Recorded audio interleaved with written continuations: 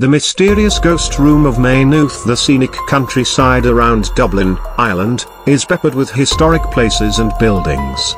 Here ivy-covered castles, quaint manors, and all manner of ruins from another time dot the landscape and pull to themselves stories of the weird and the supernatural.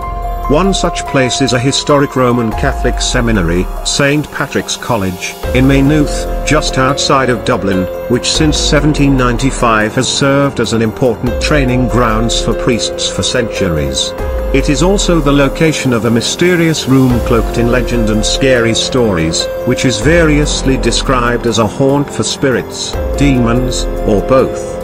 The tales revolve around one particular room within the sprawling complex, which lies within the Rhetoric House, built in the early 1830s to serve as a residence for priests in training, and it all starts with the suicides.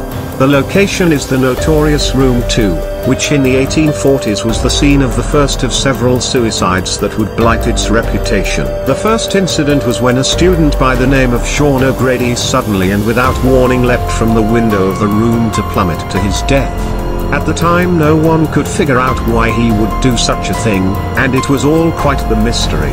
The next suicide happened when one day the resident of the room, a Thomas McGinn, missed a lecture, and when his friends went to find him they supposedly found him sprawled out in a pool of blood after having cut his own throat. After this death, Room 2 was apparently left vacant for the remainder of the year, and when a new resident finally moved in he too would be found dead by a self-inflicted gash across the throat with a razor. The next resident was also found barely alive, crumpled on the ground under the window after he had leapt out. Amazingly, he would live long enough to tell the vice president of the college of how he had been experiencing horrifying demonic visions in the room, after which he would succumb to his grievous injuries. He told the priest that he had seen a demonic face in his mirror, and that it had tried to compel him to cut his own throat, with him only deciding to jump from the window to escape the terrifying vision. The priest would allegedly try to spend the night in the room and come out babbling and with his hair having turned stark white. According to the tale, these suicides were actively covered up by the college, with no mention ever made to any of the new people who moved in. Eventually, it would be converted into an oratory and waiting area for the academic offices, but the stories surrounding it remain.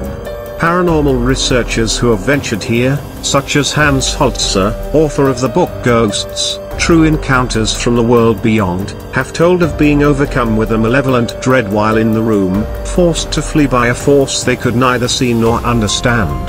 Other visitors have told of seeing apparitions, visions of a four-legged creature, and of a presence that seems to draw itself around the room's statue of Saint Joseph, which sits upon an altar at the back of the room. To this day there are also dark stains on the floor which are rumored to be blood stains from some of the suicides that have occurred here.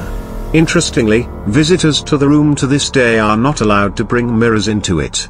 There have been plenty of other phenomena reported here from visitors, such as roving cold spots, shadowy figures glimpsed from the corner of the eye, sudden bouts of panic, and electrical equipment malfunctioning, and it is all enough to make one wonder if there really isn't some lair for demonic forces.